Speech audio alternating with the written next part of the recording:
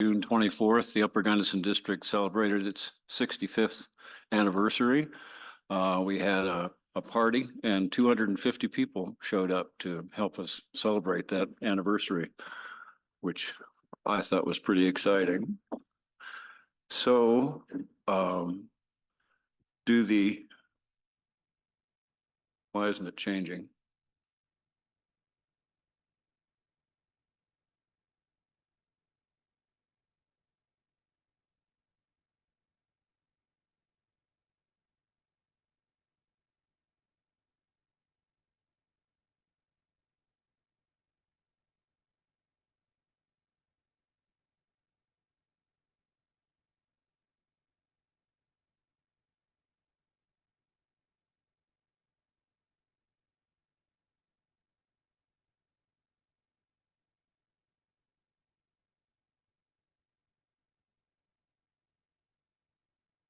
In the Gunnison Basin, this is a nifty tool that Reclamation has just developed, where you can pick your river basin and it gives you the data on reservoir storage and precipitation levels in each of the areas.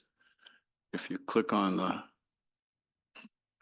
it gives you a graph of the precipitation. Pretty good shape in the Gunnison Basin, where, as you can see, the reservoirs are all at or near capacity and the stream flows are good. The precipitation level is good. I want to report on a study that we're doing for the district.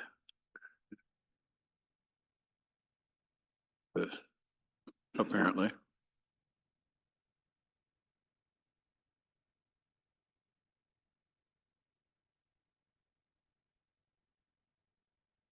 Here.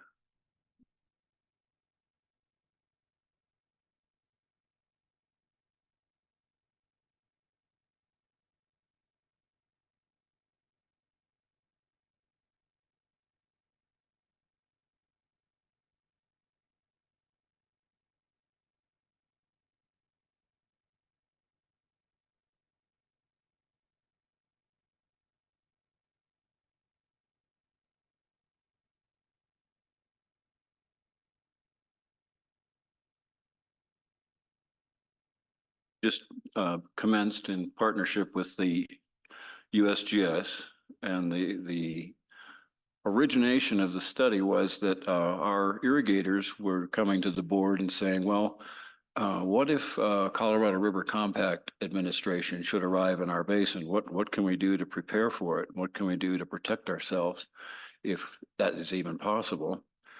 So we talked to USGS and we came up with this idea where we're trying to characterize the interaction between groundwater and surface water, which will improve our understanding of how changes in water administration or climate change or other hydrologic changes will affect the irrigators in the basin. Kind of move this.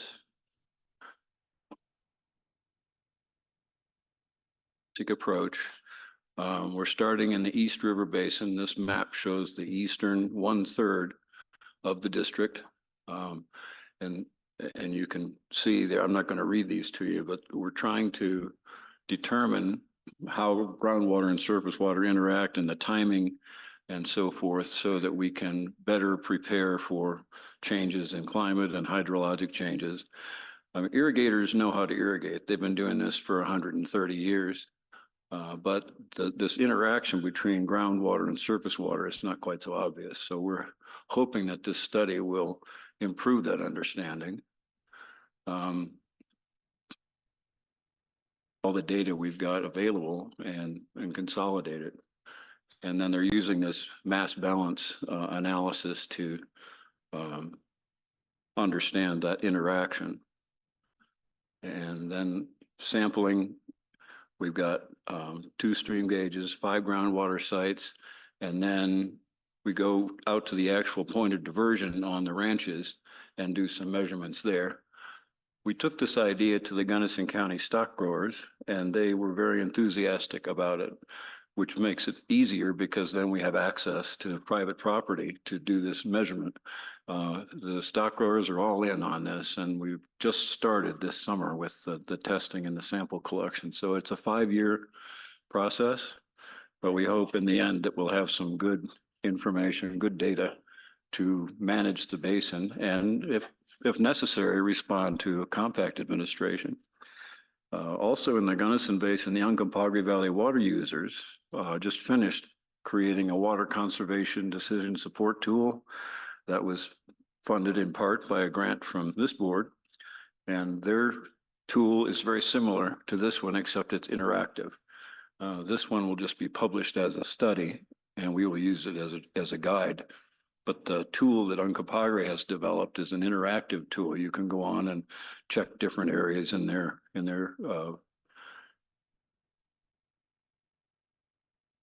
see different hydrologic features. And that's all I have.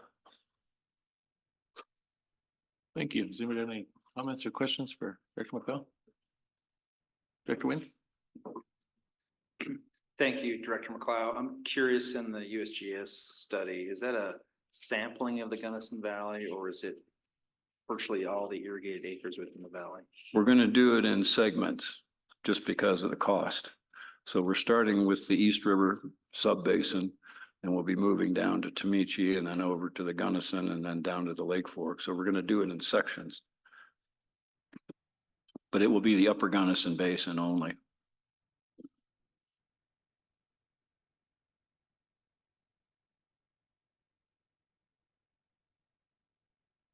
Not cheap to work with. No, it's $385,000. For 5 years or the first? 5 years. Anybody else? Thank you, Director McCall. North Platte, Director Vasquez. Yes, we're going to work on that now. Sorry to interrupt. I thought Paul had a question. Oh, I'm sorry. Director Boucher had a question, please. Oh, thanks, Jessica. Thank you, Mr. Chair, and thank you, Director Brody. That was nice. I'm not that bold. Love it. Director McLeod, that's really cool. I'm curious on that study.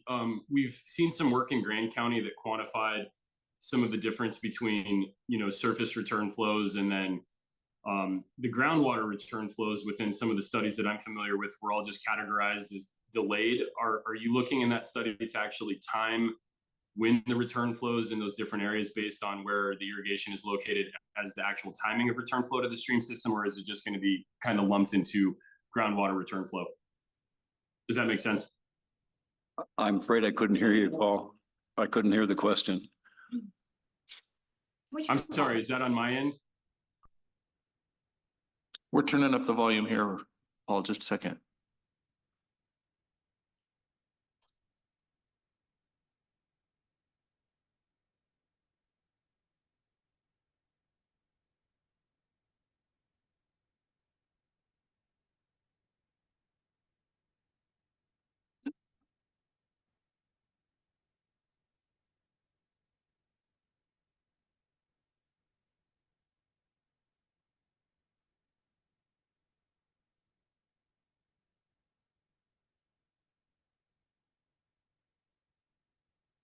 Boucher. Director Brody, can you hear us? Yeah, I can hear you now. Okay. I can Ask hear the you. question again. Ask the question again, please. Thank you. I'm so sorry about that, everybody. So can you hear me now? Are we good? Excellent. So Director McLeod, I've seen some work in Grand County where they did this, but there was a differentiation between the surface water return flow and then all of the groundwater return flow was kind of categorized into one area, and it didn't get specifically into the timing of the return. I'm curious in your study if they're looking to actually talk about the timing of when that water reaches back to the stream.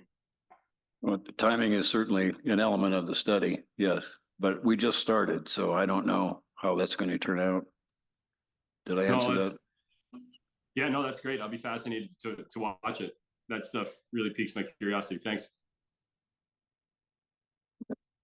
Thank you, Director Boucher. Director Vasquez. Yeah, we're going to shift gears here to something that is not related to North Platte, but related to Colorado.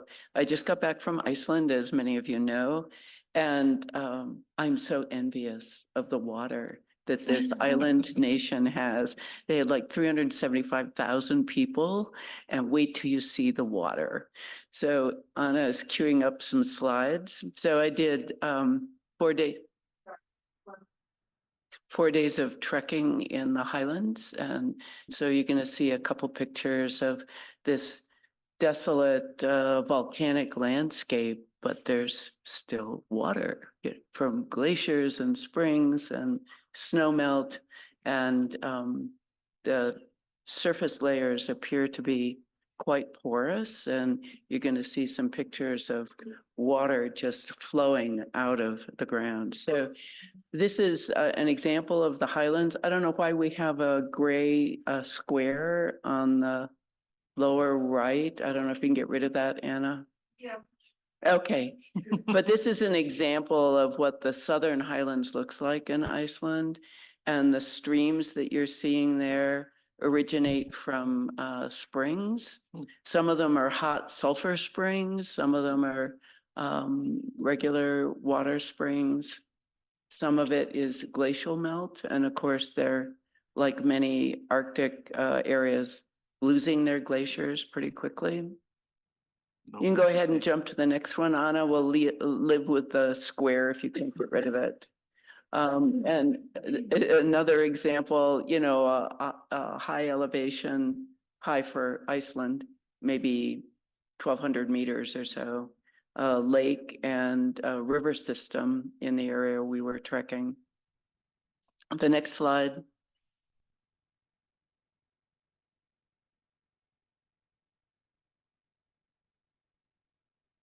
Several waterfalls that I'm going to show you. You can't imagine the scale of these because I don't have any people or reference in that, but it was maybe a quarter mile wide between the two of them.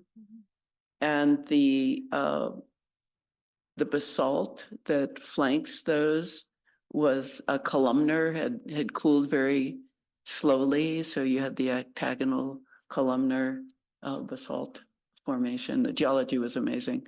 Next slide, if you could, Anna.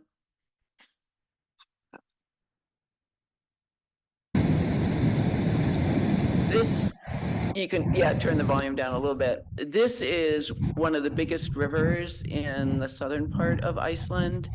And this is all spring-fed and glacial melt. Just an enormous river. And this is impounded further down for hydropower generation 2 or 3 different times.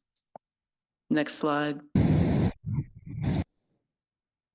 Same slide. There we go.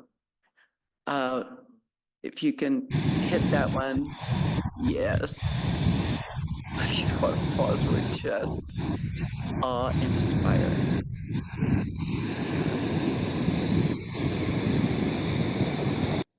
I get a feel for the landscape that it's flowing in.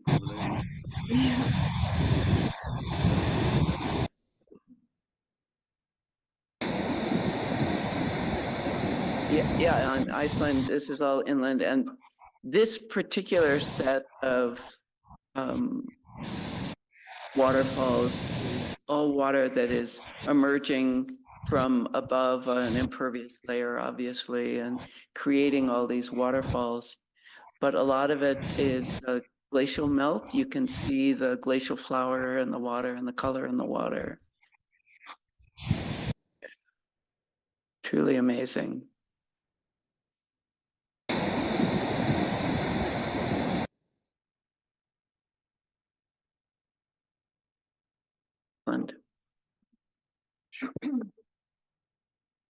I think we have a lot of questions for Director Vasquez. Does anybody have anything they'd like to comment on? I think. You go ahead. Did you get into the water?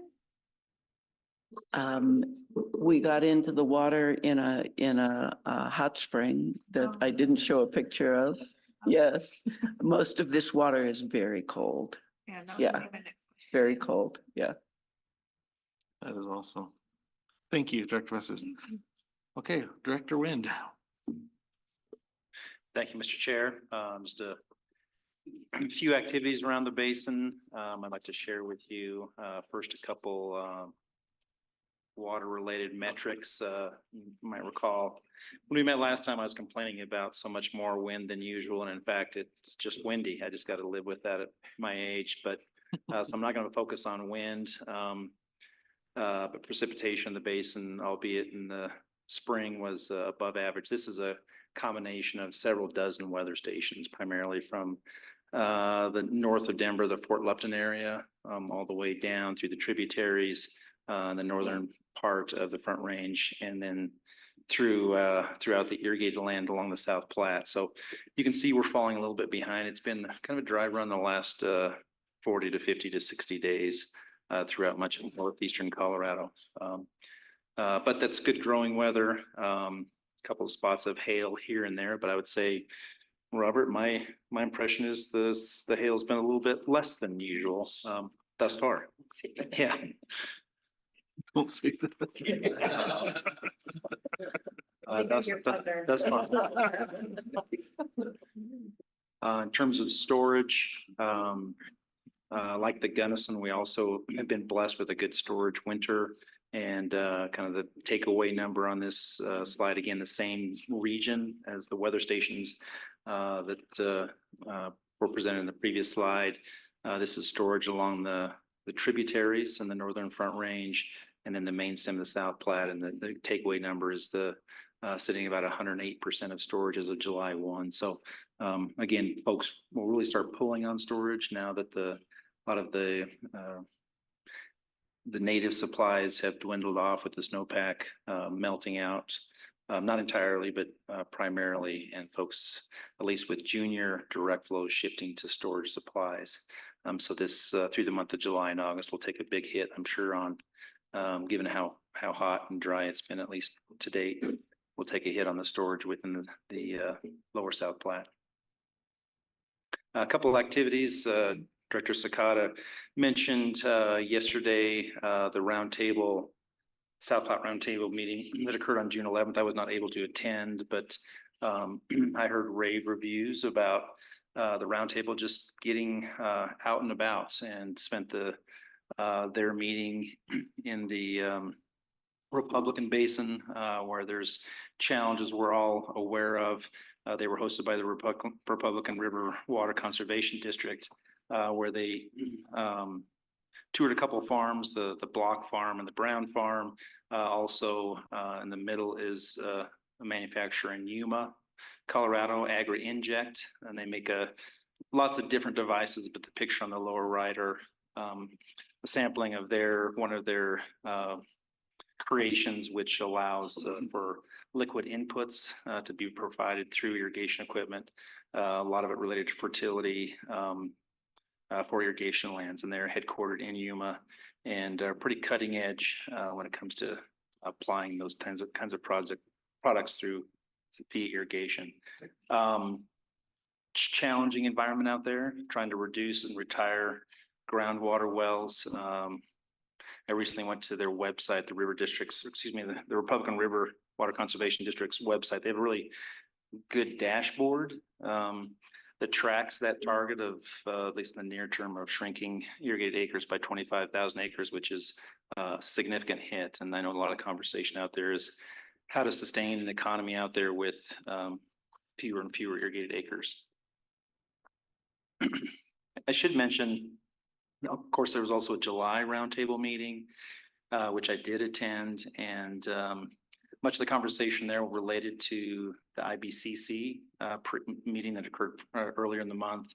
And there was a lot of what I would observe as rekindled energy around larger statewide issues, a great discussion. In fact, maybe one of the better ones I've heard for many months around low and no regrets options related to the next round of water plan input. So I commend those involved in the IBCC. They were really brought back a good message and had a good dialogue about where to head from here. Another activity, I believe this was later in June, the Cache-la-Poudre River Natural Heritage Area, which promotes the culture and the the preservation, the history of the Cache La Poudre for 45 miles from northwest of Fort Collins down to just east of Greeley.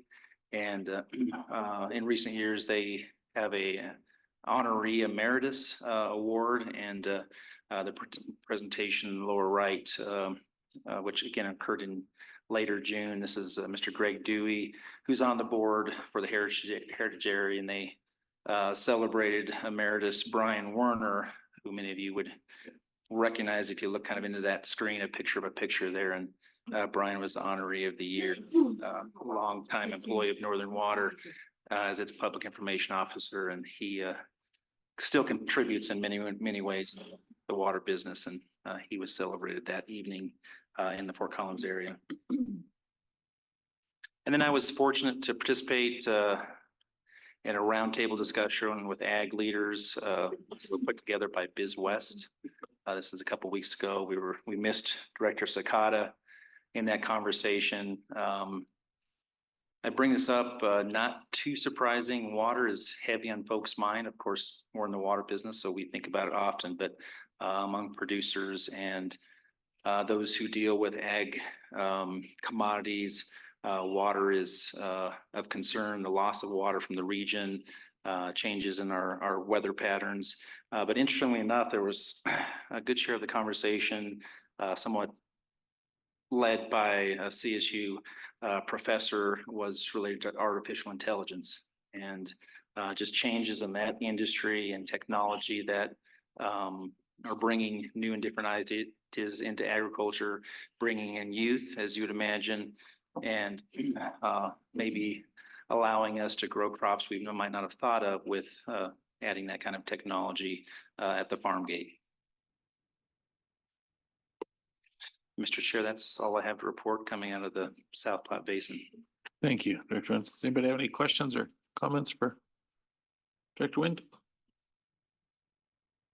All right, thank you. Director Felt. Okay, thank you, Mr. Chair.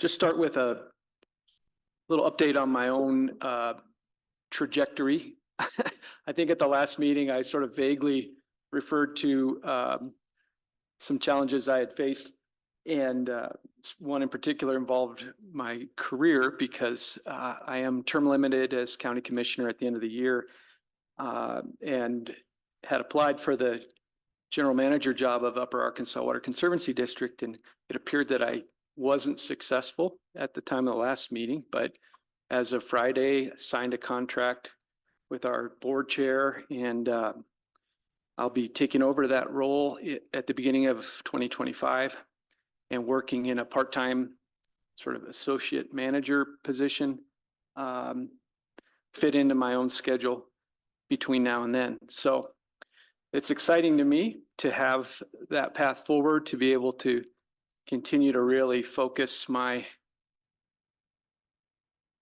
on the river that I love so much and the valley that I love, and in some ways to have a platform to be able to continue some of the work I've been doing as county commissioner in terms of our initiatives with forest health and supporting agriculture in particular. I don't want to get in the way of the new commissioners, but I think I can sort of triangulate off them a bit and help them continue that work, and maybe even build more support for it. So it's just been an exciting development. My wife's really relieved, because she thought I was going to be driving back and forth to Denver or something like that. So anyway, it just worked out well. It's a good reminder. Don't lose your cool. Just let the dust settle, see what happens. So that's been great. And I guess another good thing about it is that job allows me to continue on this board too. So very, very glad of that. Robert covered many of the things I've been up to. I think in addition to being a chauffeur, we might want to enroll him as our personal archivist or something. It wouldn't surprise me if he outlives me, and if so, I'm going to tell my kids, just talk to Robert, he'll explain it all to you. So anyway, he mentioned that at the Colorado counties at the summer conference, I worked with Water Education Colorado to put together what the commissioners of the state asked for of me, frankly, which was a Water 201 type class our new state engineer, Jason Ullman, was kind of the star of the show. It was a 4-hour program, and he probably accounted for almost half of that, and did a fantastic job, and really did, I think, make an impression. So really appreciate. I know you had a lot going on in early June, but you did a great job. And we also, Robert was a part of a panel with me and with Wendell Kuntz from the Gunnison Basin Chair. Kathy Chandler Henry, many of you know, who's, you know her as the River District Chair, but she's also Eagle County Commissioner, and she had a great contribution too. And as my term as a commissioner winds up, looking around for people to help carry this water conversation forward at CCI. And I think Wendell will be great. I think Ty Wattenberg could be very helpful in that regard. And I just recently learned that Bill Long, who I think of as sort of the senior statesman of the Arkansas in a lot of ways these days, and he's president of the Southeastern Board. He's running for county commissioner again in Benton County. And he had already done 3 terms back 8 to 20 years ago. So I see some opportunity for good folks that can carry this on. And I think that'll be really important. Also worked with WECO to put together their annual basin tour, and that was on the Upper Arkansas. So it was quite a busy time for me there in early June, but we had a full tour, full bus. And I think Robert mentioned yesterday, we had, I think it was 7 state legislators on that tour. So that was fantastic, including Karen McCormick and Barbara McLaughlin. Yeah, yeah. The McReps is what Tyler calls them. But that was great, and they were on that Gates of Lador River trip too. So we're really getting them in some, kind of rarefied environments where we have them cornered and can really impress our messages upon them. So that tour went really well. I was really appreciative of that. Robert also talked about this meeting that we had about the postponement doctrine. Robert, Jason, and Terry Skanga and I, and again, Jason, I just feel like you're doing the right stuff because you're getting out and about. I know it's a lot of work and stressful, but you really created you just helped calm down what was getting to be kind of an emotional scene on the Arkansas regarding that issue. And yeah, just really appreciate it. Really. Thank you. In our basin, we do have some controversy going right now. I talked about this at the last meeting with Aurora coming in and purchasing they call it a farm, but I mean, it's like a major operation. This is an $80 million deal for the farm and the water. And there, a lot of us feel that the path they've taken in this context is in conflict with agreements that all 3 of our major water conservancy districts have signed with Aurora. And so Southeastern has sort of led the pushback, so to speak. And we have all the conservancy districts. We have 18 different resolutions from municipalities, counties, conservancy districts supporting Southeastern in their, I guess we'll just say resistance to what Aurora has proposed.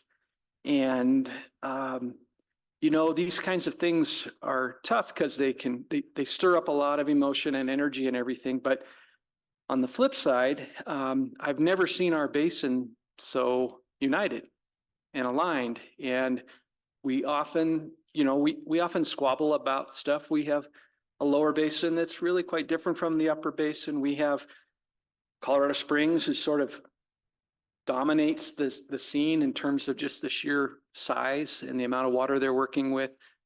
Pueblo is a really significant player too. Trans Mountain diversions, how that's allocated and used. There's a lot of complexity to it, but when you have sort of more of what's perceived as an outside threat or challenge, it reminds us that we are all part of the same natural system. And that's been great to honestly, never let a crisis go to waste kind of thing. We really are building, I think, some relationships. And at our last roundtable, there was an incredible panel discussion about the Arkansas River water preservation principles. These were put together 20 years ago, the last time Aurora made a big move kind of in the Arkansas basin. And some of the original authors or signatories to those principles were on hand, and then a few were represented by younger people who followed in their footsteps. But amazing panel, and just sort of helping everybody at the roundtable. It's best attended roundtable meeting I think I've been to. Packed house, but just really understand some history from 20 years ago was really powerful. And when you see history repeating itself in some ways, you know, you can get discouraged, or you can feel sort of empowered, like we've been on this road before. We know how to deal with this. And so there's a lot of good work going on. And I just I appreciate it, and I appreciate the perceptions from outside the basin. I had a couple great conversations with Director Wynn, just, you know, that this doesn't just affect us in Aurora. It's kind of symbolic and representative of maybe some of the challenges of the past throughout Colorado, but also maybe this may be a time to rethink how we're doing things. So I'm very hopeful for that. And then I'm ready for the slides, Anna. Yeah. I just have a few photos to share. Lauren covered the Gates of Lador trip pretty well, but I just wanted to chime in. You know, Karen McCormick made the comment about, boy, camping's hard. And it's one thing when you're car camping, when you got 25 people going, how many miles is that trip, Jackie? Like 45 or something?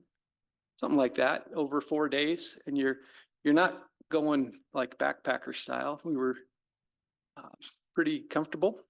But it's a lot of work to set up camp in the kitchen and everything every day, and take it all down and keep moving and try to do so in a way that's environmentally responsible and not making any mess, carrying it all with you. So we had 9 boats, I think 9 rafts, and a ducky, actually an inflatable kayak. That was a lot to keep track of too, but it was a fantastic group. We can go to the next one, Anna. Not only was Lauren there, but of course our host, Kate Greenberg was there. And, you know, many of you, yeah, you like that? Yeah, like it's this hat, partly. Many of you probably know Bethany Howell, that works with Kate on outreach and public relations, but she really organized this trip, and she did a fantastic job. And it was a wonderful group of folks. One thing that I think people may not realize down in that river, I don't think I've ever shown fishing photos in my time on the board, but which is kind of amazing. But anyway, let's go to the next one.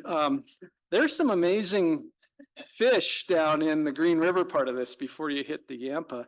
We had conversations about native fish and the challenges of smallmouth bass, but the brown trout population is very healthy. And we were fortunate to be on the river at a time of low flow on the Green, which, you know, was clear, fairly clear. And next picture, there were just a lot of big browns. So we were trying to, my wife was with us, and she was rowing me at times while I fished, and we were trying to just keep up with everybody while we were fighting these fish. And then one more. This, to me, I share this one just because this is one of the best photos I've ever seen of my wife, Susan, and me. And I say that because she's obviously happy. I've been a fishing guide since 1985, and you would think my wife and kids would be really into fly fishing, but they're not, they haven't been.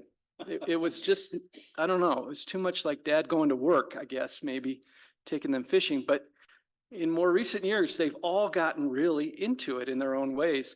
And but my wife, she enjoys it, but she doesn't do it that much. And so she hooked this fish, and you know, you hear about fighting fish, and I don't really think of it that way usually, but this was a battle, and we just kept going and going, and this thing was upstream, downstream. It's kind of an old man in the sea type of situation.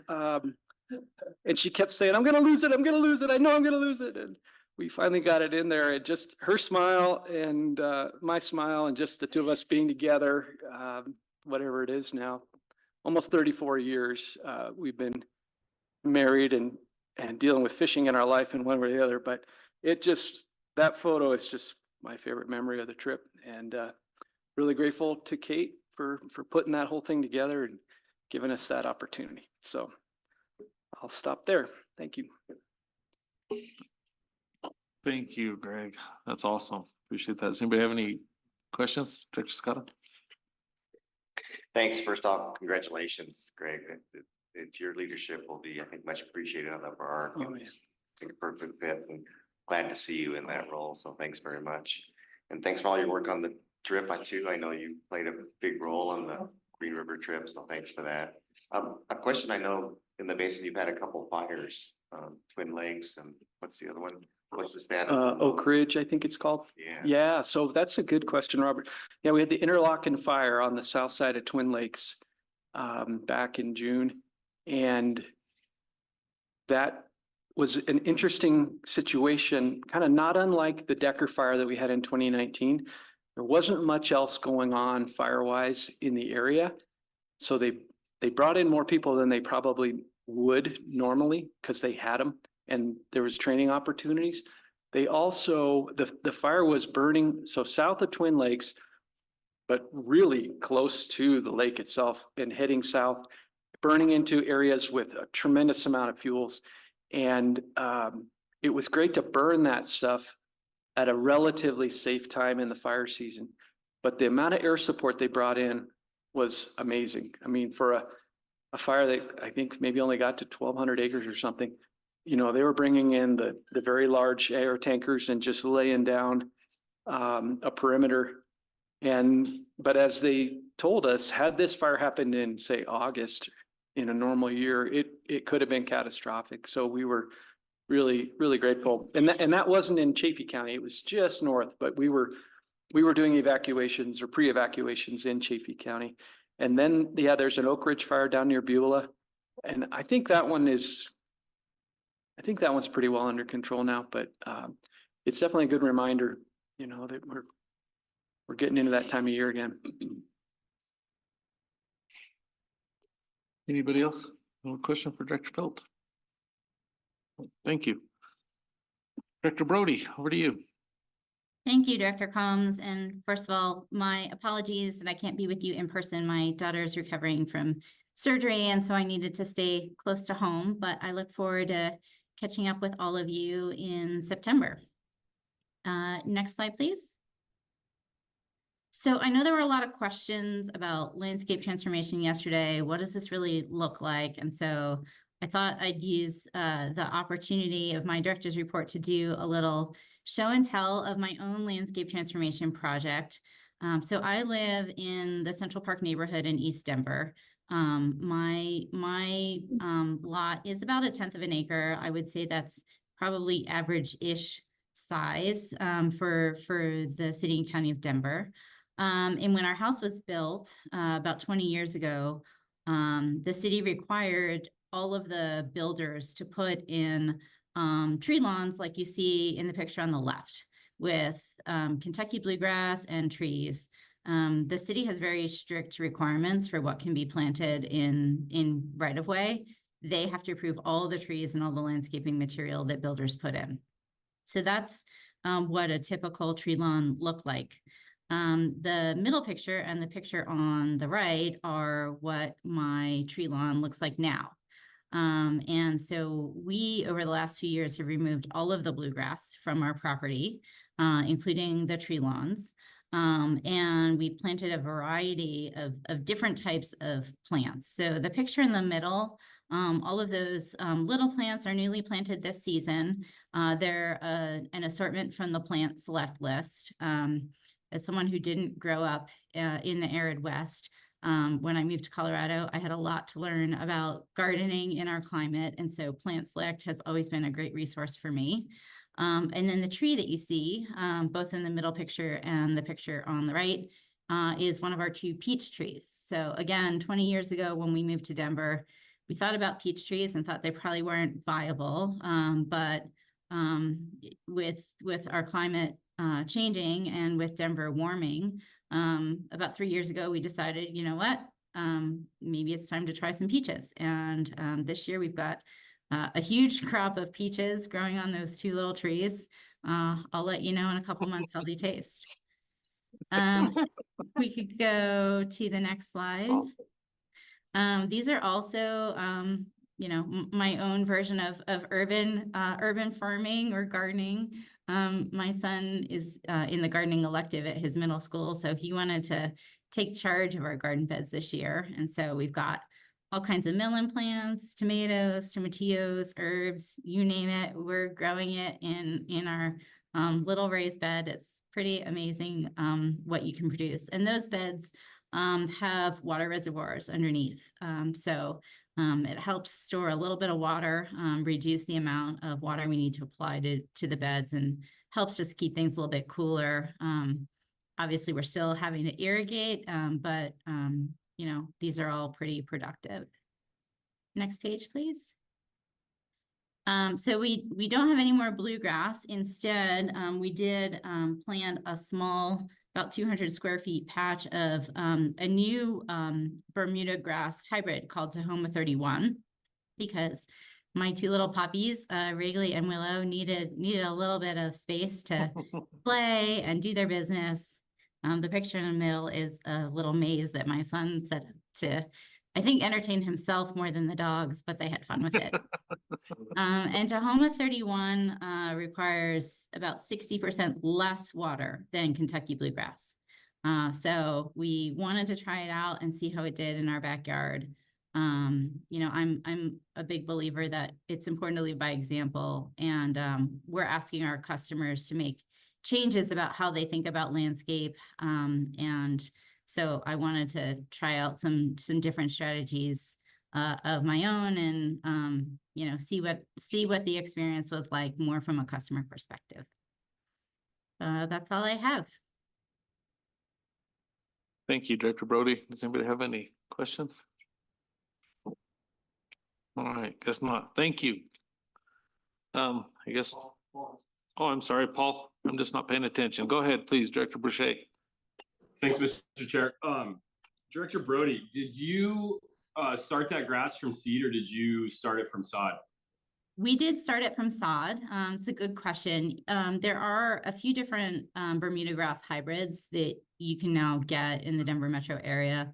Some of them you can grow from plugs. I haven't seen any from seed per se, although I suppose you could try. But I was too impatient to deal with seed, especially with 2 little dogs who would have just made a muddy mess of it.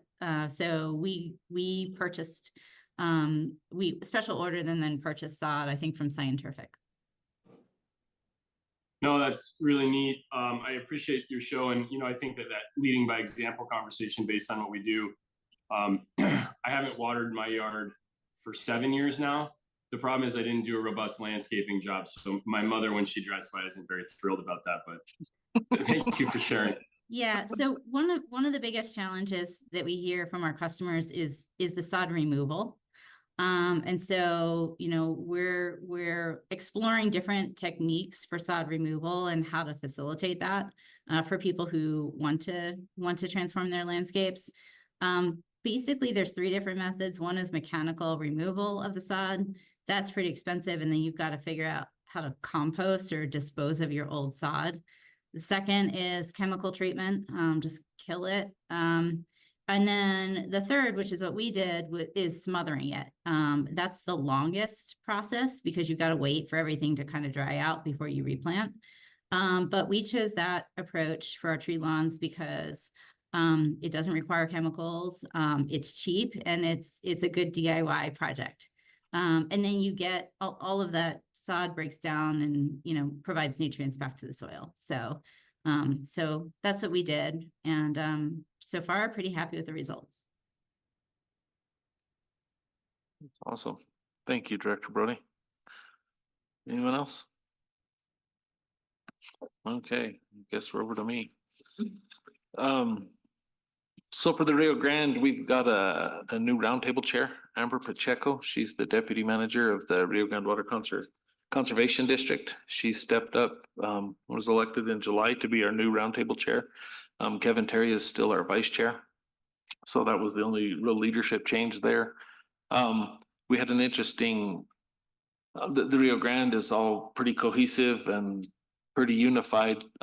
We had a project come before the Rio Grande that was, let me back up. Y'all remember the Rye Resurgence Project, where they're doing an excellent job of trying to develop a market and then offer the contracts to the farmers. And that way, if there's a place to go with the crop, rye doesn't produce more than 60 bushels an acre, no matter how much water you apply.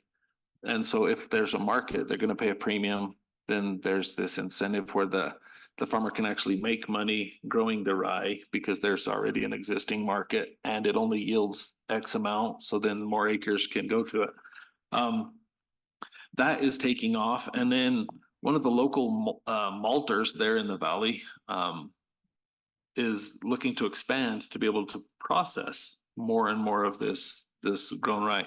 And so they came to the roundtable for an application for a grant to help them expand their facilities. And it was interesting how some people were just going to fall on their sword and die. We will not do this. This is investing in private property or in private business. And of course, you can imagine the discussion was, isn't every farmer a private business that we invest in their water rights? And so it went back and forth and back and forth. And it passed in July, but it was interesting to see the discussion in the roundtable of the different views. And it was, since I've been active in the roundtable, which from almost the beginning, it's been interesting to have one that was a split vote. And yet it's moving forward. And so the most resounding comment I got from everybody was, this might be kind of out of our wheelhouse of what we've normally done, but we've got to invest in our local communities or else we don't have a community. And so it's kind of interesting. We'll see that one coming before us later, but that was interesting to see the Rio Grande for one of the first times have a divided vote on a project, and it passed, but we'll see how that one keeps moving forward. One of the things we're dealing with this year is our river is getting more and more erratic.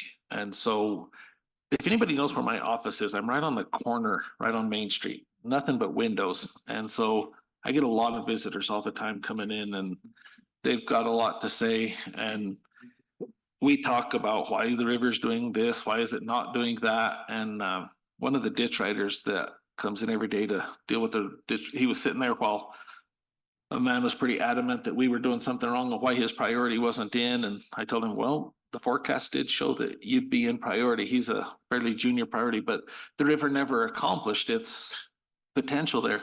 And so he said, well, you guys have got to start getting more consistent with this forecasting. Point taken. We'll try that. It's a good idea.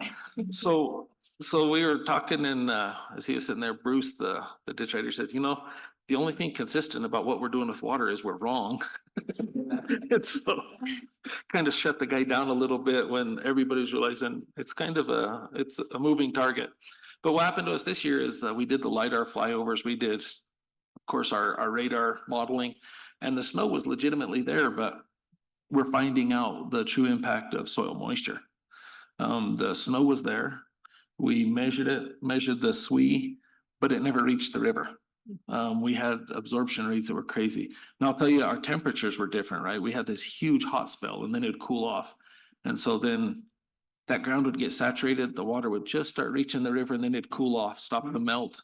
And then of course, now the next time we get a heat source, that snowbank is 5 feet farther away from the river, more ground to resaturate. And so we took the top off our hydrograph this year. And so it's been really interesting to see how different impacts every year is affecting us. And we were blessed last year. We had a really good year. We were out of Article 7. We were able to store significant amounts of water. So we're backfilling with some project allocations. I think we're going to be okay, but I think every tool we add to the toolbox is essential. Any little thing we can do is going to pay off somewhere down the road, even if it's not immediate. We've got to have them all. We had the opportunity our roundtable did a tour with the Colorado River District. Went down and we ended up down by Glenwood and saw the roller dam and the Government Highland Canal and all of that. And that was interesting. They they did an excellent job. Their staff transferred from car to car with us and answered questions, and we got to see a whole lot of that system. And I tell you what, it's something I took out of that is every basin really is fighting to do the best they can for their basin. You know, we have some differing views of maybe the approaches, but that's because of the perspective of our own basin kind of being applied on someone else. And it was interesting to see that and see the work they're doing. And then finally, as Director Ullman was talking about, we had a New Mexico delegation come up to meet with us about groundwater management. As you know, in the Rio Grande, we're managing through sub-districts to try to curtail our pumping to mitigate injury to the surface and to bring about sustainability into aquifers. And every sub-district has its own individual pressures and difficulties. And it was interesting to see the New Mexico perspective, even though the Supreme Court decision has got us in a little bit of limbo. We're not quite sure how that's going to proceed and move forward. They're actively pursuing ways of managing. So then a couple months ago, I told you we went to Jeff Derry's snow school in February, and we met some members from the New Mexico In-Stream Water Commission there. They're for the Colorado River, but then we were able to make contact, and we're going to start working on some collaborative efforts for stream flow forecasting across the state line there. And so we'll go to Albuquerque in September and meet with them and see if we can't start combining some, I guess, just efforts and resources. They have, not being derogatory, but dang, they got a long way to go. They got a long way to go on their forecasting and their manageability of those waters. So that's what we've got going. We'll start trying to see how we can move forward with LiDAR, with partnering on paying for some of those, working for what the costs of those are, and see what it looks like. So hopefully I don't get in trouble with the Attorney General's working across state lines. So I'll ask forgiveness later, I guess. We'll see. But that's what we've got going on there. That's all I've got. So anyone else? All right. Yes, I'm sorry. Yes, please, Nate. Thanks, Mr. Chair. I'm curious if the district has looked into any means by which to address the soil moisture forecasting issue that you faced this year. So we did. We're working with the ASO and the CHASM people to see. We haven't collected enough data, quite frankly. We knew it was dry. We knew it was also probably a blind spot coming up. And then this year it really showed itself. So I know NRCS they're changing their protocols a little bit to put in what they call super sites, where they're going to start adding soil moisture probes to all their snow tells. We're doing the same on our snow light sites, and we're coming up with a strategy of how we're going to place that. One of the difficulties that I don't know if every basin's the same, but we have a lot of, right now, all of our snow is sitting in wilderness areas. So the accessibility has been difficult. Our local Forest Service worked their butts off and got us some permits to put up some snow light sites within wilderness. They had a few personnel changes, and the upper level at the Forest Service was just like, no, we don't do this in the wilderness anymore. So they jerked our permits when personnel changed up there. So we're struggling a little bit to see what we're going to do because of the inaccessibility of the area. But where we can get to it, we've absolutely already installed them, and we'll see if we can start putting together some data to help us. So, you know, Dr. Scott. Thanks. Thank you, Mr. Chair. Brad, I don't know if Dr. Kelly at your meeting with BizWest mentioned this, but the last meeting I had with him, he said, you know, what's the largest reservoir in Colorado? Yeah. You know what it is? Soil. Soil, yeah. Yeah, you know, as farmers, we've always known holding capacity for water in our soil, but that's, you know, it's turned around in the sense of now as things are drying up, how much more it's absorbing. So it's interesting to take that into account. Thank you. We don't have enough data to tell us exactly the impacts, but we'll find it out. So is that it? On to Chairman Combs, that our staff, it was particularly surprising the effect of the soil moisture because dust on snow had such an impact, and usually that causes very fast runoff. And if you look at the snow tell graph that I think I showed last meeting, how fast the snow came off, but the soil still was absorbing most of it. So you didn't see the same kind of increase in stream flows that you would expect, even though you ended or peaked over 100% of the Mhm. average peak, got much less than 100% of stream flow. Yeah, we're primed to hit somewhere between 74 and 77%, even though we had that kind of snowpack, so. Okay, Yampa White Green. The legendary Jackie Brown. She said we didn't greet her appropriately this morning. I'm trying to make up for it, Jackie. We are so glad you're here. And I can't wait to hear this report. Took you like 3 hours to wake up. I am that person. I apologize. Yeah, Please astound and amaze us. thank you. It's about time. So it's been a couple busy months, both in the Yampa White Green and personally. Have had a chance to be on the Yampa River, Yampa Canyon section through Dinosaur National Monument twice, once at a little bit higher water, around 10,000 acre feet flowing, or cubic feet per second. And then once just last week around 1,800. And so the story of our hydrograph this year was that in late February, we had a warm spell. Everyone was kind of spring skiing and enjoying a little warm up. We did have a pretty decent snowpack, and then it cooled right off. We had quite a bit more snow through mid-April. In fact, some really nice powder skiing in April. And then we started to move into the rainy season, which we don't always get in the spring. Sometimes it just gets warm, dry, windy. But we had cold evenings and a lot of rain, which is a little bit different for us. We're typically used to historically receiving that rain during monsoon season, which has not been regular over the past decade, but this was different. So we had those cold, rainy, sustained peaks where we had a false peak in early June and then finally peaked June 7th, 12,700. I think that peak would have been substantially higher had we not experienced that sustained cold evenings and runoff, obviously. And we still, of course, as all of you, I think, know by now, we don't really turn on and off reservoirs. So we're really experiencing what is pretty darn close to our natural hydrograph. It dropped. I just looked at the flow this morning and that gauge, that peak gauge is at Deer Lodge. So that's past Maybell, right before you enter the monument. At that point, you have the Little Snake has come in and we've gone through Cross Mountain and Maybell has pulled out their diversion as well.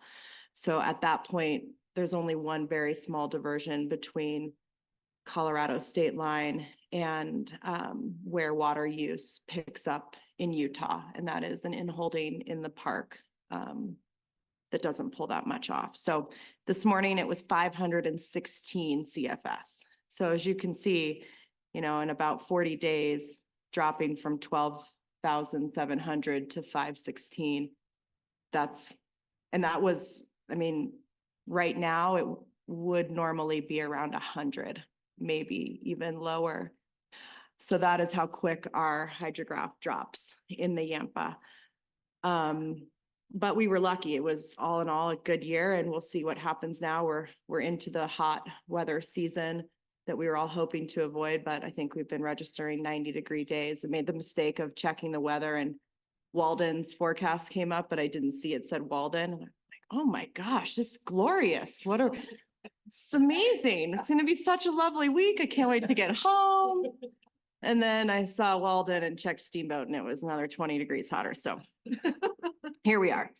I think a lot of the exciting news has been told yesterday during a number of directors' reports, but important to hit on again, all of the granting that this board has done and other matching funds for 2 projects that have been a long time coming are near final. So Maybell Ditch rehabilitation that Lauren showed some pictures of yesterday, that's complete. and Loudy Simpson improvements and the new Whitewater Park and Craig and diversion structure, also referred to as the Yampa River Corridor Project in Moffett County, is near completion as well. They just opened up the Whitewater Park to larger crafts. They haven't quite finished it to have smaller crafts there yet, but it is beautiful. It's just an amazing area. Some of the best birding you can do in Moffett County through that Craig stretch is really cool. So just really great news when you finish a multiple year project. So I'm happy to report that back. We also had a Yampa River rendezvous in late May, early June, maybe early June. And I facilitated a panel about atmospheric rivers and had an expert from the Scripps Center for Weather and Water Extremes. And I would really love, I don't know when the last time this board has had a presentation on atmospheric river science and what is going on with that, but I think it would be really fantastic to bring someone in to talk about it. Some of this work is just incredibly important and they're seeing great success. I talked to Marty Ralph is the head of this department, and they've just been contracted with a water utility in New York City to do work in the atmospheric river realm for them because they are doing their water planning and they have seen such great success coming out of California. And we kind of get the tail end of these atmospheric rivers in Northwest Colorado. And they can also show, some of the atmospheric rivers that are coming up through Director Cloud's area and talk a little bit more about how they hit inland and how they form in the ocean. And it's just a really great segment of science that I don't know that we're hearing enough about right now. So I'd like to bring that back to the board at some point. The organization I work for, Tri-State Generation and Transmission, we just proposed a settlement. We had many months of negotiations with Moffett County and Craig and some of the water users and community members in that area as we're closing down our coal plants by 2028 in that area. And something that is notable for this board is that we have agreed to donate up to 201 acre feet out of our pool at Elkhead Reservoir for use in Moffett County's augmentation plan. And, I think it is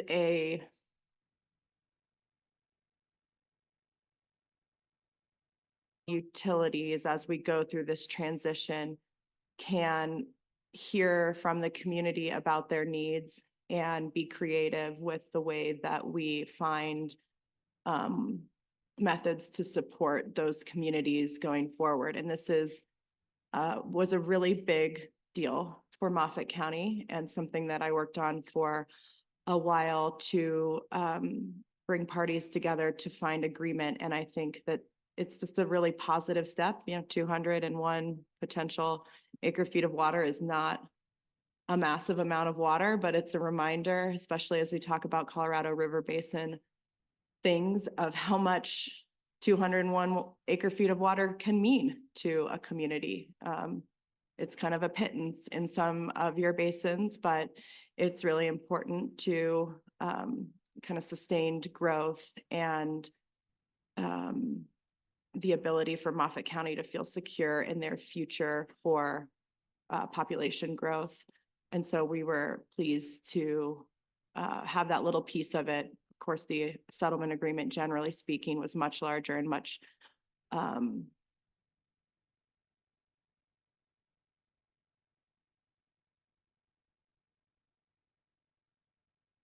won't take your time here, but those are some of the things happening in my basin. And I'll end with an unfortunate note.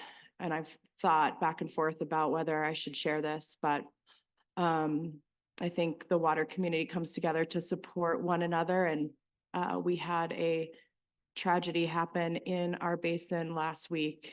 A gentleman on our roundtable, Jonathan Buller, lost his child on his ranch. And there's really nothing more to be said when you lose a child, but if you have the fortunate experience of meeting Jonathan, he is an amazing young man and up and coming water leader, and has been a real asset to the roundtable.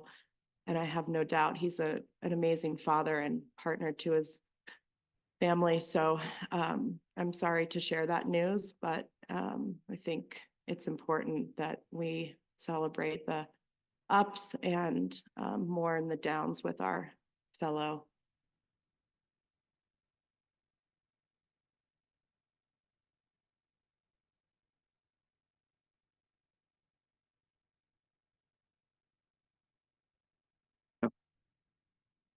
Comments? That family, that's terrible. Sorry to hear that. Move on to the Colorado main stem, Director Boucher.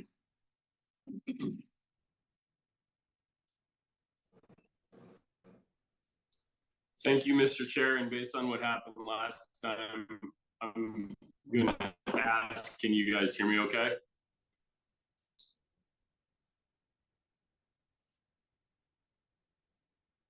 Can you guys hear me all right? All right, I'm seeing thumbs, thanks. So I don't know what you're saying. I am so sorry that I am not there as well. I don't know how you guys put up with me.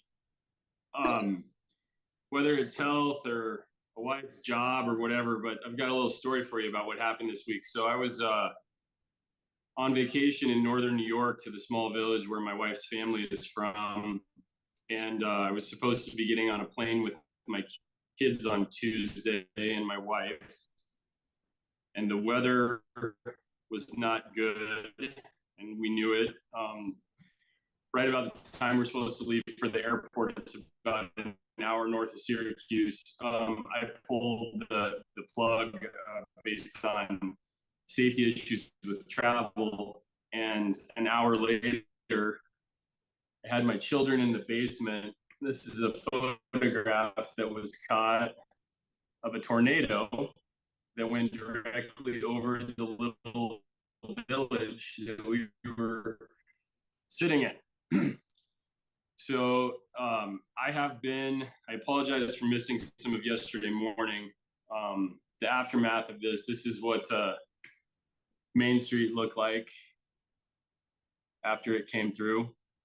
And so I've been running a chainsaw outside of the 3 hours spent with you and the couple hours this morning for basically 48 consecutive hours trying to help everybody here out. It's pretty surreal and wild that it occurred. Nobody around here has ever heard of a tornado in this area as far north as it is, coming right off of Lake Ontario. So it's been a very bizarre week. I also, similar to Jackie, we've seen a sharp drop in river flows on the Colorado. Actually just started wade fishing the Colorado River in the Grand County area for the first time starting about 10 days ago. I guess not even quite 10 days ago, more like 8 days ago. So today on the ranch, the KB ditch, or excuse me, the KB gauge, the Colorado River is flowing 281 cubic feet per second. And in perspective, on the 4th of July, it was still up over 1,500. Same thing at the state line, it's 4,630 today. And in that time frame, we've seen a pretty steep drop in river flows. I love it when you don't get to wade fish the Colorado River in May and June, because it means that the river's flowing a lot. So it's been a good year. I'm looking forward to see how things go. Quick update. The River District has raised an additional 14 million from West Slope Partners. So with the state's 20 and the River District's commitment for 20 and then the 14, that puts the project at over $54 million now. And I know that within the River District and the West Slope, there's a lot of enthusiasm still circulating with that. I know there's some outstanding issues, and I'm really hoping, that entities or organizations, be willing to have some open dialogue to get to the finish line with a lot of these conversations as Bucket 2 funding is approaching. And I know that, they're looking to move forward with some funding requests. And so I have a lot of optimism and faith that all conversations will happen and things will be good. Comes to roundtable news, this is always the timing of our meetings, the timing of the roundtable. We have a roundtable meeting on Monday, the 22nd. So I will be there. But any roundtable news at this point is basically old news from last time. And then I wanted to touch on my thanks to Colorado Parks and Wildlife at this time. One of the actions after the May meeting, the state has put together an ad hoc working group. We've had 2 meetings so far, and I should say that I'm participating in. We've had 2 meetings so far, and we're having some really good conversations. So I'm hoping it goes somewhere in a positive direction. We have another meeting coming up, so we will see where that goes, but at least there's progress being made. And then quick message of hope. Our Sandfoin in the Kremling area, both on my family's place and on the pivot, is thriving. So this is a crop that we're hoping is a reminder to save about 30% of water relative to alfalfa and put up equal, if not more, forage volume. And so we're very excited. These are still young crops, but as far as combating weeds and dealing with some of the issues, it's very positive. In fact, as to Jackie's point, my family actually didn't even turn irrigation water on our Sandfoin that was planted as a frost planting last fall until approximately 8 days ago. It was the first irrigation water we put to it. We just had the field agronomist up to look at both plots and things are going well. And then I do have to brag, so I don't tell anybody, but I might have given my father-in-law part of that alternative forages project. Includes my magic unicorn plant, the silphium. So it's growing in Kremling. It was planted last June, but it's about this tall in Kremling, Colorado. And I might have lost some seeds with my father-in-law at his place in New York. And this is unirrigated silphium that's about 7 feet tall, planted from seed last June, which is pretty wild. I'm staying in good touch with the Land Institute about this because it's a pretty unique circumstance about how this is growing under the conditions that it was planted. So mostly good things happening. I'm sorry for distraction. My God, it's always water, then it's wildfires, then wolves, and now it's just. Sorry, I'm not hearing anything on your guys' end. If you're talking to me, it's silent. I'm not doing that intentionally if you are talking to me. Now I hear laughing, that's good. We're catching most of it, I think, Paul.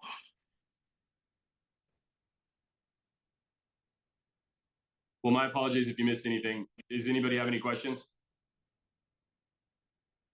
Any questions for Director Boucher? I guess not. Thank you, Paul. Appreciate it. Thank you, guys. We'll go to Director Cloud. Thank you. I just have a quick update for mine, and then I just have some pictures to show.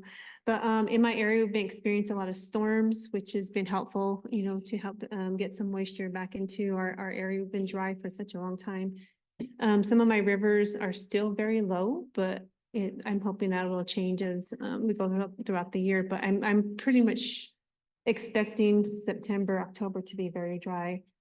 With those storms, of course, we're getting a lot of lightning, and so everybody's they're getting prepared for fire season, being fire ready. I know Telluride just had some training to be fire ready, and so we're hoping to tag on to some of their training as well too in the other areas in my area. Let me see. You can go ahead and go to the pictures. So earlier a couple months ago, I got the honor to be on the outside festival. I was on the very first panel. I was on a panel with Senator Hickenlooper, Senator Gett, and Representative Taggett.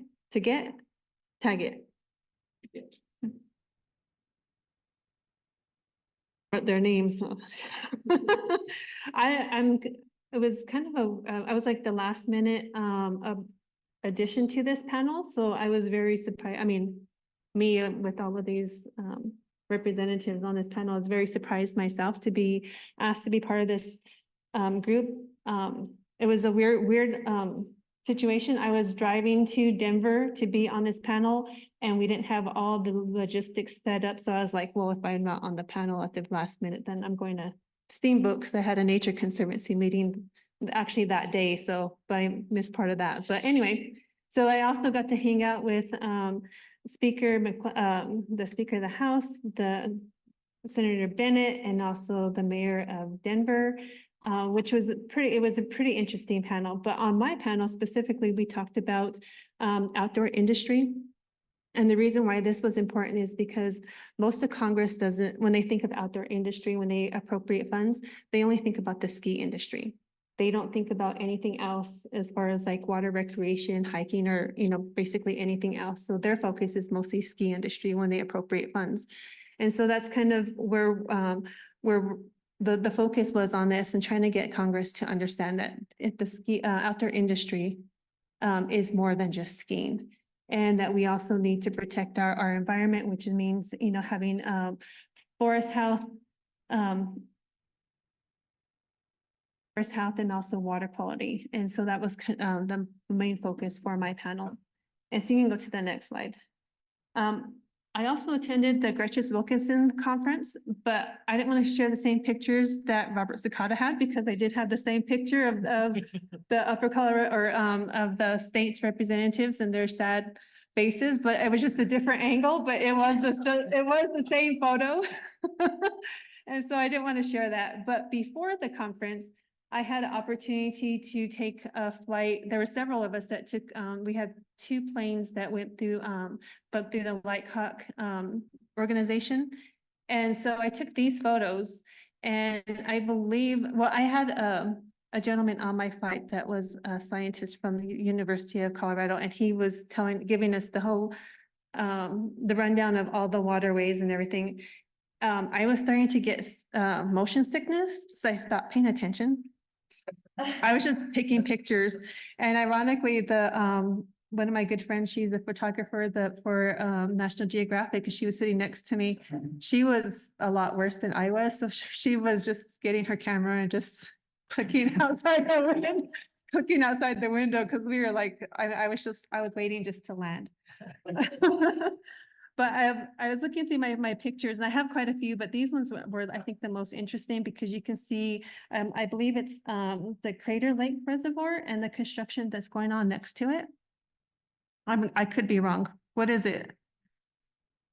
You're close. Chimney Hollow Reservoir, Okay, otherwise known as the Windy Gap Firming Project. Yeah. Yeah. Thank you. Great so picture. you can see the construction next to it. And then we actually flew up through Estes Park, over Estes Park, and came back around. And so this is, I think, I could be wrong. It's either Estes Lake or Mary's Lake on this the third photo. Brad knows. Mary's, okay. Oh, then you can go, you can go to the next slide. I was on a hike and I went to the high cap hunt with the Nature Conservancy and a couple of the ladies in organizations that deal with conservancy. And we hiked up to roughly like 12,000 feet, and we were at the bottom of, we were between Sheep Mountain and the San Miguel Peaks. And so this is on one of the peaks was the highest, and this is I think where I looked at my compass, and I was at 11,900 feet. And I learned that this body of water right here is called the Fen.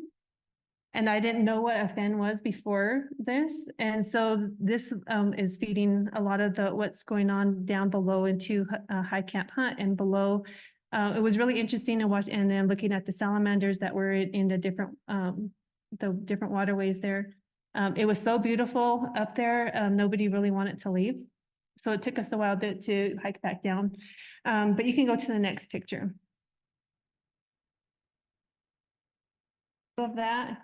And then you can go to the next one. Further, and the first picture is a start of the Dolores River. And I was like, this is it. I was expecting something a little bit bigger.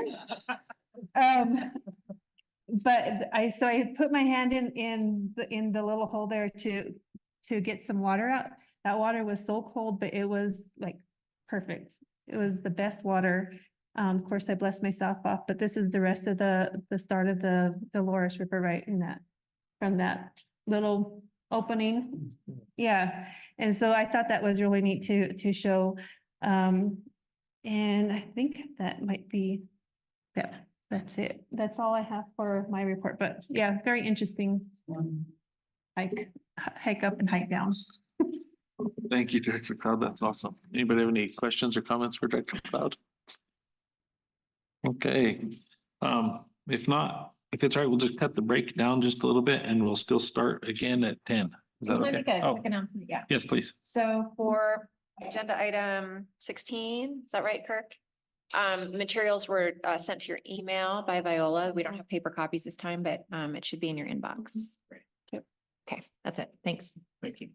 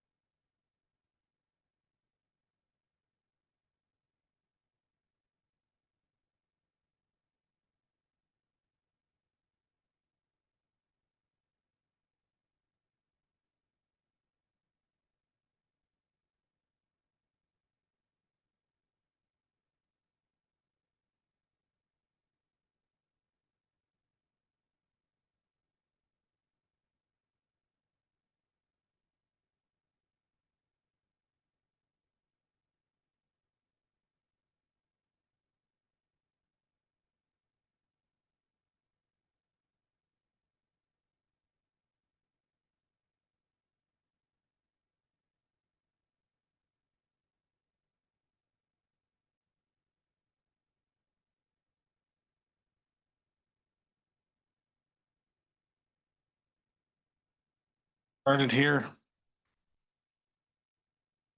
Guess everybody had a chance to open up your emails to get the handouts that are relative. Let's see here. So I think we're ready to go. Kirk, if you want to go ahead and start. Good morning. Thank you, Chairman. Kurt Russell, Finance Section Chief. Good morning.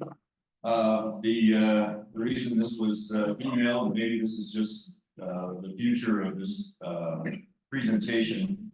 I had a message delivered to me Thursday night when I went to print some stuff out of the office and made copies for you all.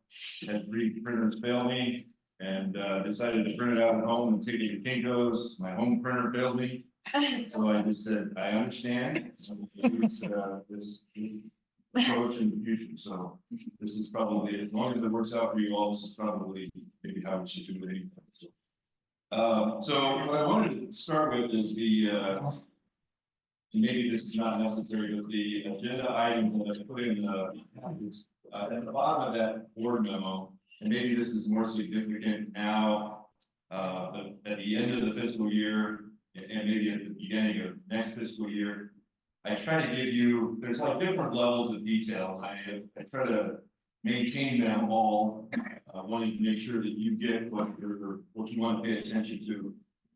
So on that board memo, I provide you the beginning of fiscal year sources of new money that come into the CWCB, and that is interest earnings for loans and treasury, federal mineral fees, and then the severance tax. And those are projections at the start of the year. And then I use barometers as we move through the course of the fiscal year. And then the middle column in there, if you're looking at that memo, it gives you the current projections and then the actual to date. And it allowed me, if some of you were around a couple of years ago around the pandemic, the severance tax revenue tanked, and it was a moment of a little bit of panic because we're using those projections as our guide for how much money we have available to make promises for new loans. And then the non-reimbursable / projects bill grant funding that we'll talk about in September. And so it just gives me that scale of where we move through the year in a very, very simple sense, and for you all to see as we progress. So the handout that went into your email box is the standard list of more detailed approach to where we're looking at the promises that we're making. And keep in mind, we have a significant amount of cash that's waiting to be submitted to project borrowers and grant recipients. And I call that the reserved cash, the cash that we've promised to somebody. And there's a course every project takes. We go through the review on loans and grants. We present to the board approves. We've got to enter into a contract. Sometimes those take a while. We enter into contracts with some of our borrowers where the projects take 2 or 3 years to get through some permitting that may not have been quite solidified when they came to us. So it just takes a while for that money to leave our accounts. And so that whole process is I like to share with you what promises you've made so that we can take care of those when the time comes.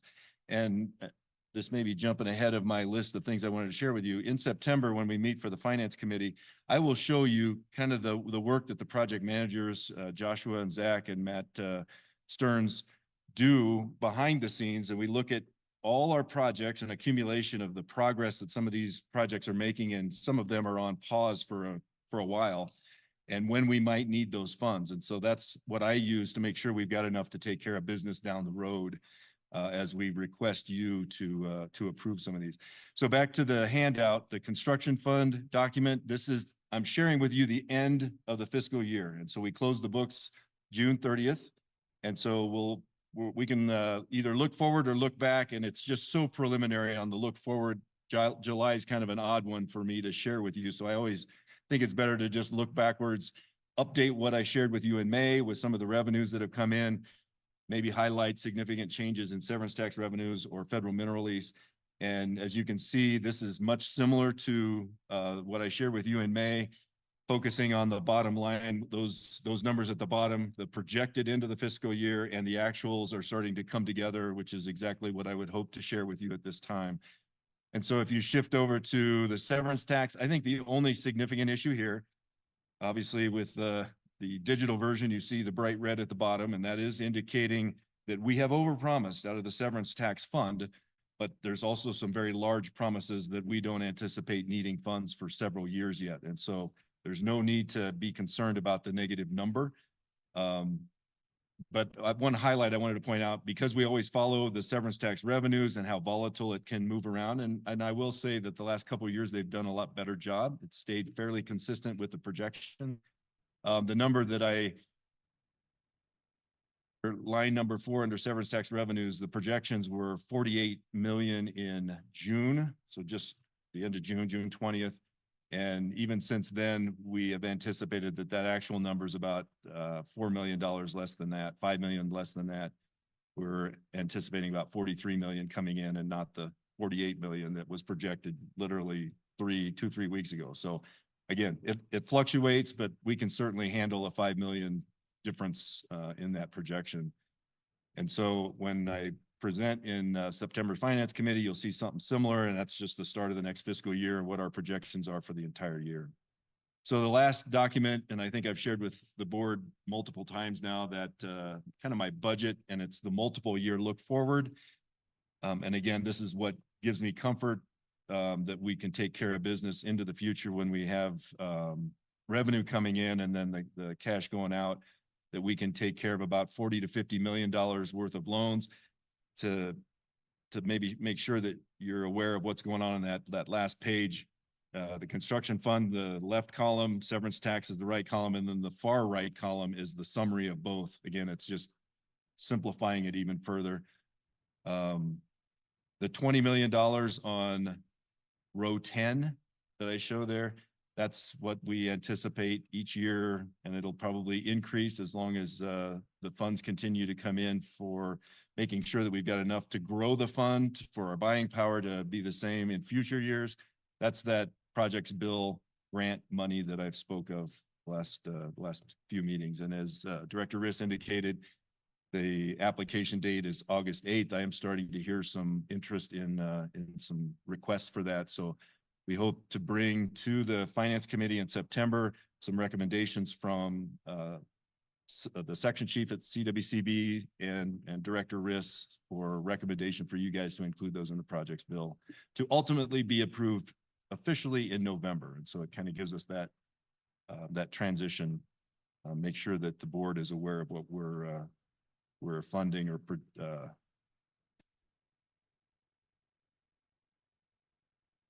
questions on the finance. And then I want to talk a little bit about maybe the next steps in September, and then also the next loan that you're going to hear about.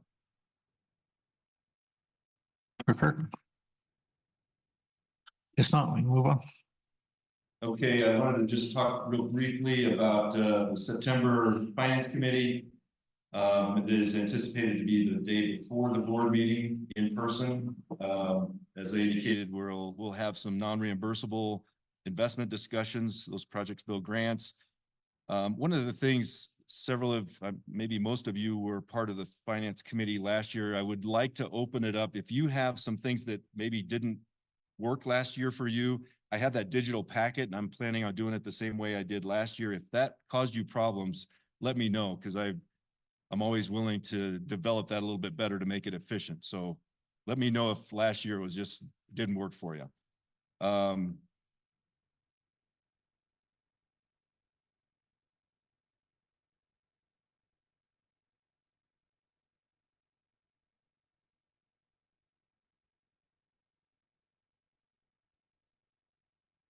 They get through our review for the financial capacity to repay, also our loans for the projects bill next year as well. We'll talk about those in September, ultimate approval in November. What I wanted to brief you real quick. So Zach Sandlin will be presenting the next loan, and I wanted to share with the board because a lot of this was some of my influence in what we should do with this. And so the next loan is very unique to us.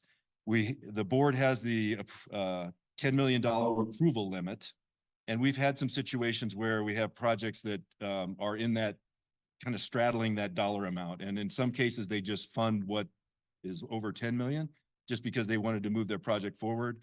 I think City of Pueblo Border Waterworks is an example. I think they had a $12 million project that we just loaned them 10. They cash funded the other 2. It worked out just fine. And most of the time, our $10 million plus projects have this development phase that's large enough that can handle, it's about a 1-year delay from their application till they can have their money after the project's bill is signed. And we have had some projects that end up having trouble with that. And I think just the nature of projects and the amount of money that we have and just cost of projects increasing, we're having a little bit of trouble with that $10 million limit. The project you're going to hear from Zach is unique in that they came in, got approval of a loan a few board meetings ago. They've been going through the process, and it turns out that they actually have a contractor on board. They're moving, and their total dollar amount exceeds 10 million. And so I came up with the idea, let's take this to the $10 million limit, knowing that they have a bigger project than 10 million. Let the board approve it. They need the cash now in order to keep this going, or otherwise they may get behind and project costs even more. And so we will be requesting something unique, and that is the board approve this large project that'll go in the projects bill, but get them contracted so that they can continue to move forward at the $10 million, because that kind of lines up with their construction schedule, with the ultimate understanding that this board cannot approve anything over 10 million, and they're at risk. Zach has gone through a great job of reviewing that application, and we'll present that in a minute. And we'll talk through that if you guys have any questions after he presents that as well. So great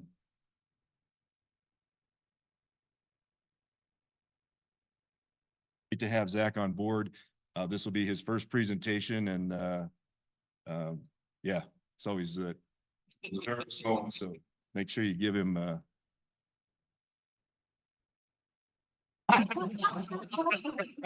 he can handle it. All right, with that, unless you have any questions for me, thank you. Thank you, Kurt. Does anybody have anything for the punishment of Zach?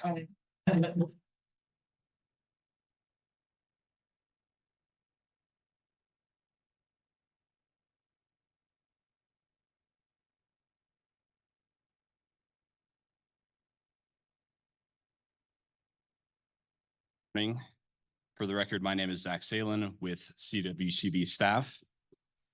This is agenda item 17A, a water project loan increase for the Park Creek expansion project from the North Poudre Irrigation Company in Larimer County. It's located in Division 1. The borrower is the North Poudre Irrigation Company. They were awarded the initial loan for this project in September 2022. And they're currently requesting a loan increase of $3,454,000 to a total loan amount of $9,999,000. Ultimately, North Poudre Irrigation Company plans to seek a second loan increase of $2,959,500 to a total loan amount of $12,978,500 through inclusion in the 2025 CWCB projects bill. The terms for the loan will remain 30 years at an interest rate of 2.55%. In preparing the board memo, I've worked closely with Tad Moen, the general manager for the company, and Tara Shutter, the company's consulting engineer. And I believe they are both online with us right now to show their support at the end of my presentation. Is shown here. The Park Creek Reservoir is located approximately 18 miles northeast of the city of Fort Collins. The current reservoir capacity is approximately 5,000 acre feet, and the planned expansion will add an additional 3,050 acre feet of storage. The main components of this project include constructing a parapet wall across the crest of the existing dam and raising of the spillway. The Park Creek Reservoir is a high hazard dam. Therefore, it is critical for the project to communicate with the State Engineer's Office Dam Safety Branch on a dam modification such as this. North Poudre Irrigation Company has worked closely with Dam Safety on review and approval of this project. Work on this project is imminently planned to begin in July 2024 and is expected to proceed in phases with completion of the project in fall 2025. financials. The total project cost will be $14,700,000. North Buda Irrigation is currently utilizing a $100,000 water plan grant for design, as well as a $1.75 million water plan grant for construction, which were approved by this board in September 2022 and March 2024, respectively. Be covered by this loan increase, which will be to $9,999,000, inclusive of the 1% service fee. The remaining increased cost for the project is planned to be covered by a second loan increase as part of the 2025 CWCB projects bill to a total of $12,978,500, inclusive of the 1% service fee. Alternately, North Buda Irrigation Company has secured private financing for the remaining funds should this loan increase or the future projects bill loan increase not be approved. That the company is a strong borrower. They currently have 6 active loans in repayment, all of which are in good standing. And therefore, we believe they understand how our programs work and our requirements to participate in the loan program. The collateral for this loan will consist of a pledge of revenues backed by a rate covenant and the project itself in compliance with CWCB policy number 5.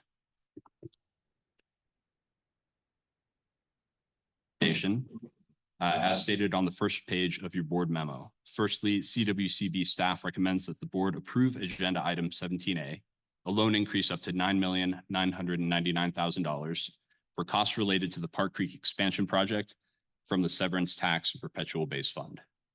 Secondly, CWCB staff recommends the board also approve inclusion of this project in the 2025 CWCB projects bill for an amount not to exceed $12,978,500. If this board has any questions, I'm happy to answer them at this time.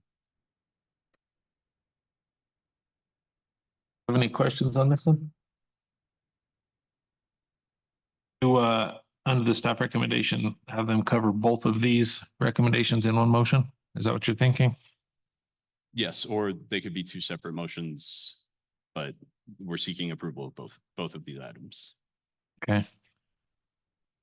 Director Pelt. Understood the plan here, but now the way this is framed up, I'm a little confused. With the 12,978,5 is the 9,999 part of the 12,978,5? Yes. And getting sort of recast into the projects bill? Yes. Not just the additional, but the whole thing's going to be in the project bill? The increase up to the total of 12,978 would be included in the projects. My understanding is that this board cannot approve additional funding above the $10 million amount, so that has to go to the projects. But so is it that extra, whatever that was? The remaining 2 million? 2 point somewhat. Okay, that'll be the ask, not the 12 million. Correct. Okay. Gotcha. Thank you. If it's okay, because it's commingled, we'll just pass it as one motion. If everybody's okay with that. Do this all as 17A. Okay. Director Winch, do you? I'd make the motion to approve the loan increase and also the inclusion of the Park Creek expansion project loan. Thank you, Director. Is there a second? Yeah, is there any other discussion? All in favor, say aye. Hi. Is there any opposed? Okay, thank you, Zach.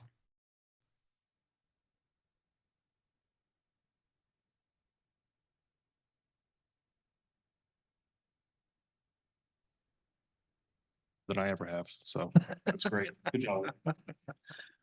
All right, so for the record, my name is Joshua Godwin, CWCB staff.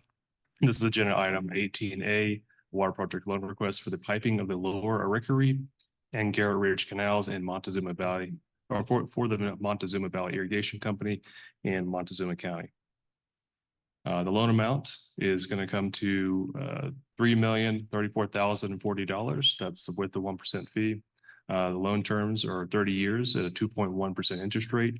And in preparing this board memo and presentation, my contact has been Brandon Johnson, the General Manager of MBIC. Here's a project site in the San Juan Dolores Basin, just northwest of Cortez. MBIC delivers 125,000 acre feet to over 1,500 shareholders. The two canals in question here supply water to 1,100 acres of farmland. Due to the open canals, the gradual slope, and the vegetated banks, the canal loses a lot of water to seepage and evapotranspiration. This requires the company to send what they call operational water to force water downstream so the shareholders at the end of the canal can receive their water. By installing 5.7 miles of pipe, the project will save an average of 2,200 acre feet a year.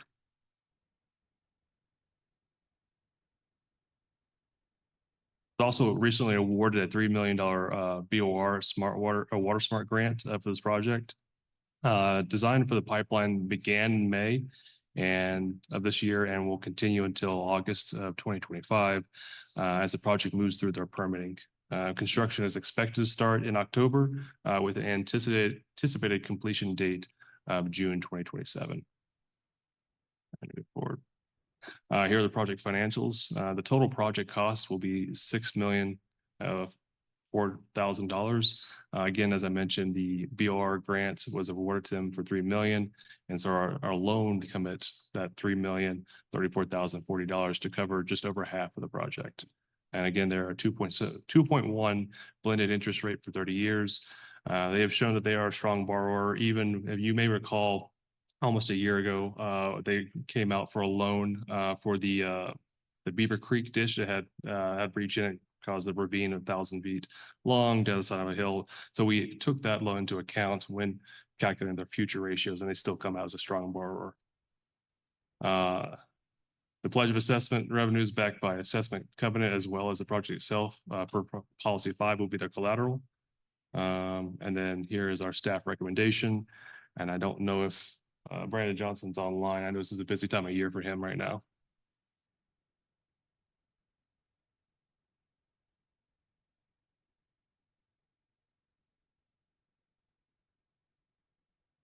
If you do have questions for myself or Brandon Johnson, either of us are available to answer.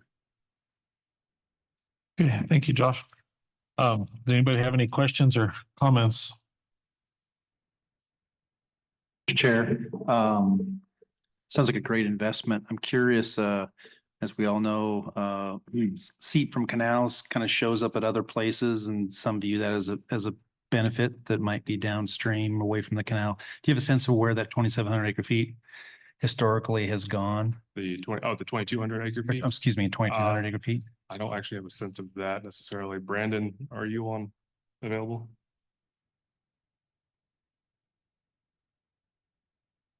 Being the other part is seeping into groundwater. I don't know whether necessarily groundwater would flow to from that point though. 200 is seepage and another portion is evaporation, correct? Total Yep. seepage and evapotranspiration would be 2,200 roughly a year.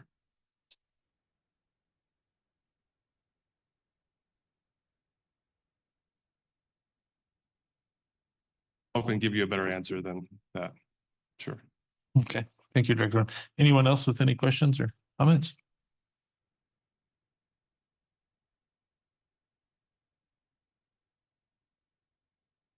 For sure. Okay. I'd accept a motion for agenda item 18A according to staff recommendation. This motion, is there a second? Is there any other discussion? Aye. Is there any opposed? Thank you, Joe. Thank you all very much.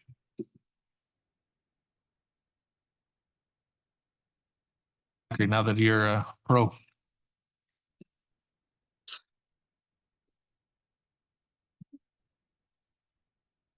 Good morning again. I'm still Zach Salin with CWCB staff. Continuing my presentation of slightly unorthodox loan and grant requests. This is 2 agenda items, 18B, which is a water project loan request from the Rocky Ford Highline Canal Diversion Rehabilitation.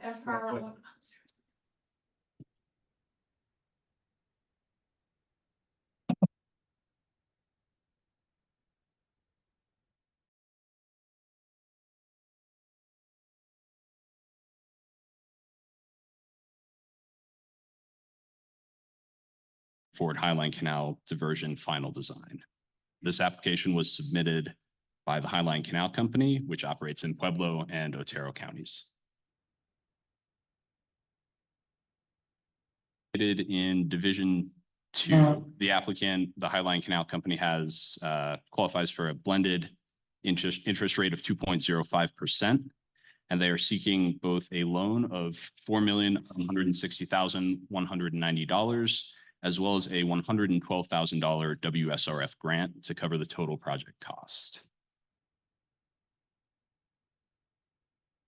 Will be 30 years at 2.05%. My contacts in preparing this memo have been Chris Tomke, who is the president of the company, and Paul P. Perry of WW Wheeler and Associates, who is the engineer who prepared the feasibility study.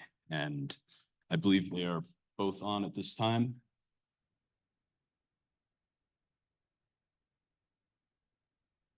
And Paul Perry.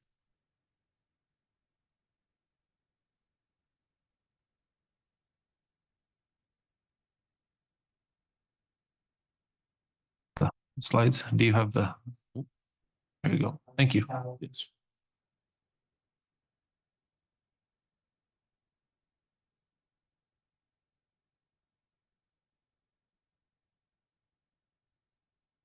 Beyond at this point. So the Rocky Ford Highline Canal diversion structure is located on the Arkansas River, approximately 1.5 miles southeast of the town of Boone, Colorado. The key components of this project will include the construction of a roller compacted concrete diversion dam, a sluiceway, abutments on either side of the river, and a diversion gate structure. The existing wasteway channel that you can see in the image shown will be abandoned, and the selected diversion dam design will offer improved resistance to damage from large debris during flooding events and improved sediment control. Final design and permitting for this project is expected to be complete in January 2025. Construction work on the project is planned to begin around November 2025, with completion of the project estimated in March 2026. The total project cost is $4,231,000. The Highline Canal Company is requesting a WSRF grant of $112,000 and a loan for the amount of $4,160,190. Loan terms will be 2.05% for the 30-year term. The financial ratios indicate that the company is a typical borrower, and the collateral for the project will be a pledge of the revenues backed by a rate covenant and the project itself per CWCB policy number 5. Recommendations for these action items.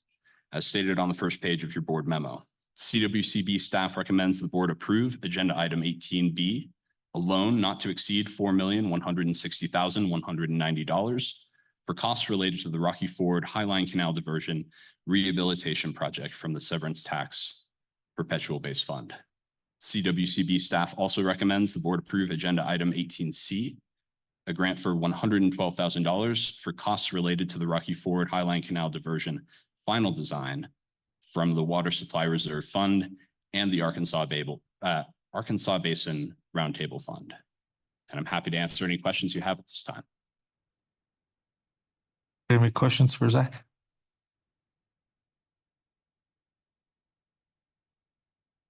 Have any other outstanding loans with CWCB? They have one loan currently. It is in good standing, and it is expected to be, repayment is expected to be complete in 2026. So they're nearly done repaying that loan.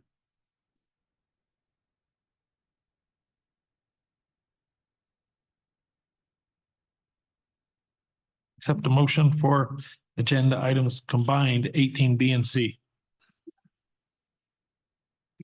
Director Brown. I actually think I should probably recuse myself from this vote. I believe Tri-State owns water rights in the Highline Canal, so I'll just not vote on this. Okay, thank you. Okay, Director Bell. I would move approval of staff recommendation on items 18B and C. Okay, we have a motion. Is there a second? Director McLeod, thank you. Is there any other discussion on this? Favor say aye. Aye. Are there any opposed? Thank you there. If you'll notice, we've entered a time space continuum. We have slingshotted ourselves forward into the future significantly. No. There was just a little bit of an error there on the timing of the agenda, so we are actually finished unless Jen would really like to show us those slides we missed last. I for sure want to run through that presentation again. Let's do it. Do it again. Director Felt, yes. Just, when I was checking out at the Antlers, it was a little not chaotic, but just not real smooth. And I realized that I walked off with the key and it's a real key. And I just thought I mentioned that I'm going to take my key back. And occurred to me, it may have happened to somebody else too. So if you want me to take your key back, I'm glad to do it. Well, my room had a real key. I don't know. Maybe I had a. He was in the suite. Mine was the cards. I was in the cell. It seemed like an old room. So anyway, maybe I'm unique in that way. All right, Director Sakata. Thank you, Mr. Chair, and really want to thank Barbara. Thanks for hosting us here. We really appreciate it. And thanks to our host last night. It was really enjoyable last night. Really appreciated the opportunity to be up here. I'm so glad you all. It was fantastic. Thank you for mentioning that, Robert. All right, well, with that, we'll accept a motion to adjourn. I don't know who's the man, the myth, the legend, who's gonna do it. Barbara moves to adjourn. Director Cloud seconds. All in favor, say aye.